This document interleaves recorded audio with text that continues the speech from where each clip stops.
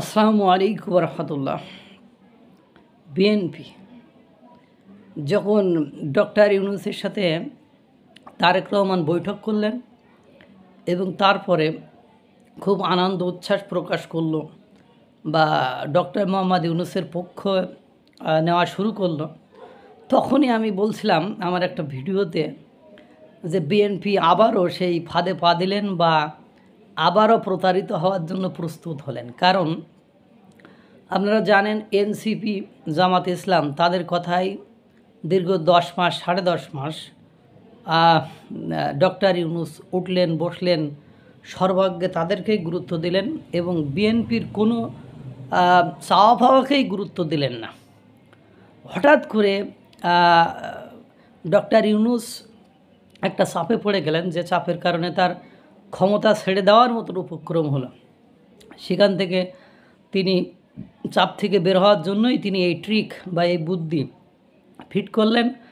এখন আপনারা জানেন যে বাংলাদেশে বিভিন্ন দেশের দূতাবাস আছে, কূটনীতিবিদরা আছেন, তারা এদেশে থেকে এদেশের পারিপার্শ্বিক অবস্থা, সার্বিক অবস্থা বিচার বিশ্লেষণ করেন। দেশ কিভাবে পরিচালিত হবে, নির্বাচিত সরকার না আসলে বিনিয়োগ হচ্ছে না। তারা এই কূটনীতিবিদরা যারা এদেশে আছেন, তারা 3টা প্রশ্নকে সামনে রেখে কিছু ইনফরমেশন কালেক্ট করেছেন। তাতে করে যে ইনফরমেশনগুলো পাওয়া গিয়েছে তাতে বোঝা যাচ্ছে ফেব্রুয়ারি নয়, এপ্রিল নয়, জুনে নয়, উপদেষ্টারা নির্বাচন আগামী 5 বছরের না হলেই ভালো হয়, এরকমই মতামত দিয়েছে অনেক কূটনীতিবিদরা বলেছে। যদিও যুক্তরাজ্য, ইউরোপীয় ইউনিয়ন, এরা জাতিসংঘ, এরা নির্বাচন নিয়ে মাথা ঘামাচ্ছে না, কিন্তু অন্যান্য দেশগুলো তারা অবশ্য মাথা না ঘামালেও তারা আসলে অপিনিয়ন নিয়ে বিষয়টা প্রকাশ করতে চেয়েছেন, জানতে চেয়েছেন, বুঝতে চেয়েছেন।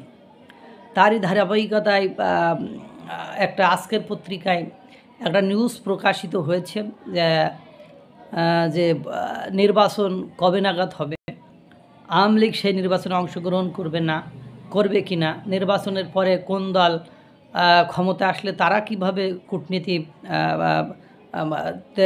বিল্ড করবে, এরকম আর কি 3টা প্রশ্ন মাথায় রেখেই তারা এগিয়ে গিয়েছে।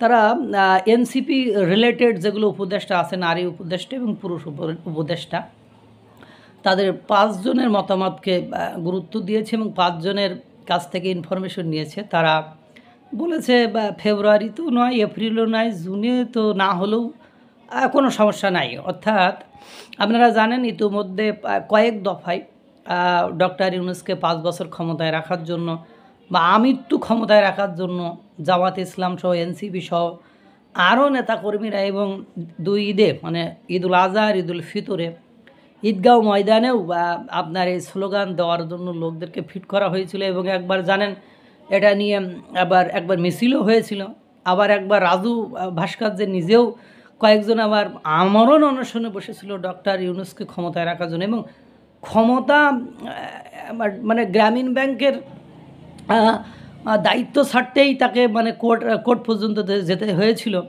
সেখানে একটা দেশের রাষ্ট্রীয় ক্ষমতা, সেটা তো আরও কত, মানে গ্রামীণ ব্যাংক কোন জায়গায় আর রাষ্ট্রীয় ক্ষমতা কোন জায়গায়, সেটা তো আরও চরম আকারে চরম লেভেলের। এমন কথা হলো বিএনপির সামনে ডিসেম্বর তো মানে গুলুদুলু করে পাশ করে ফেব্রুয়ারিতে নিয়ে গেল। তারপরেও সেখানে যে সত্য সাপেক্ষ কথাবার্তা বলেছিল, সব কিছু মেলায় কূটনীতিবিদরা যে ইনফরমেশন দিয়েছে বা কূটনীতিবিদরা যে মতামতের কথা বলেছে, তাতে বোঝা যায় বিএনপির আশায় নৈরাশ্য, বালির বাঁধ গুড়ে বালি। বিএনপি আবারও ধোঁকা খেলো। সে ধোঁকার কোনো কুল কিনারা নেই, সে ধোঁকার কোনো সীমানাও নেই। বিষয়টা খুব জটিল, দুর্বোধ্য এবং কঠিন হয়ে গিয়েছে। আল্লাহই ভালো জানে বিএনপির কপালে কী আছে আর বাংলাদেশের কপালে কী আছে, এটা তো আপনারা দেখতেই পাচ্ছেন। আল্লাহ তাআলা সকলকে ভালো রাখুক, সুস্থ রাখুক। আসসালামু আলাইকুম ওয়া রাহমাতুল্লাহ।